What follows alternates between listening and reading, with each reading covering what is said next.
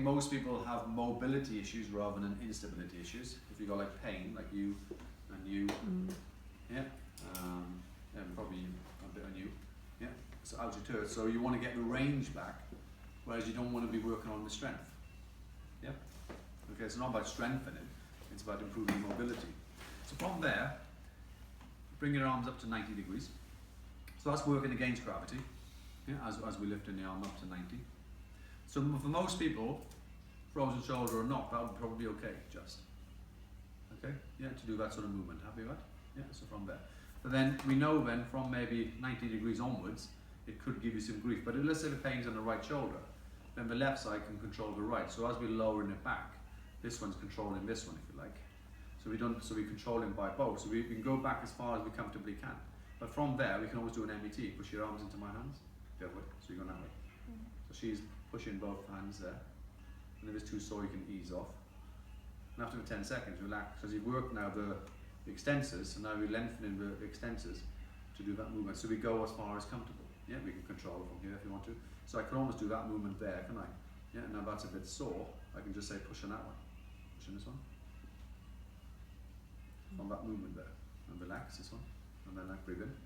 And as she breathes out, I can then encourage extension on this arm. So we go as far as we can from there, because it's a slow, controlled, working against gravity from there. Happy with that?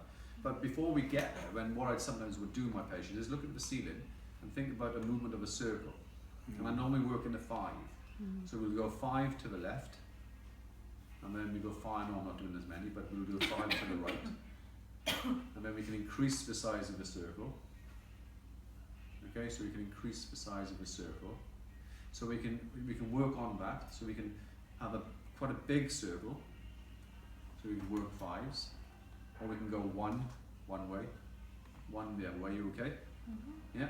From there we can deviate to the left, which for the right shoulder would be okay.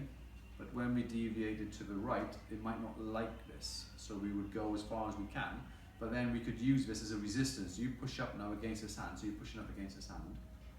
So you're activating the right pec for 10 seconds, relax, breathe. And as she breathes out, you can then deviate it to the left, but this hand is controlling this hand. Do you know what I mean? So it's controlling how far we go. This one won't be so bad. That would be okay there. This one will be slightly irritating. But then this way would be worse. Yeah? So we'd have to work on angles, so we come in this way. So for the right shoulder, it'd be okay. But for the right shoulder with an impingement or irritation or capsulitis, you won't like it. But it's trying to improve that function. Okay? So then by having those sort of movements, and then we relax, then you can rest a couple of minutes, and then repeat again. There's no cost to a broom handle, bit of wood, rolling pin, that sort of thing.